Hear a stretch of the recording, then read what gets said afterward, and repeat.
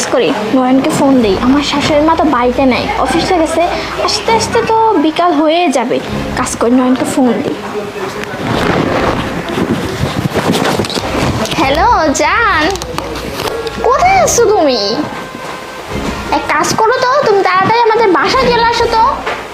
না বাবা, শাশুড়ির মা তো বাড়িতে নাই।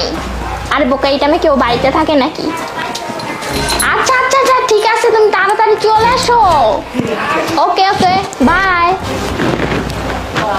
যাই হোক, নয়ন চলে আসতেছে, ওর জন্য একটু ওয়েট করি। আর কাজের মেয়েকে তো একদম চুপ করে রাখবো, কিছুই বলতে পারবে না। বেবি, আরে চলে আসছো? হ্যাঁ চলে আসছি। আসতে আজকে অনেক কষ্ট হয়েছে জানো, সেজন্য আজকে আমি পাঞ্জাবি পরে চলে আসছি, যাতে কেউ বুঝতে না পারে আমি কোথায় যাচ্ছি। সবাই ভাববে আমি অন্য কোথাও যাচ্ছি। আর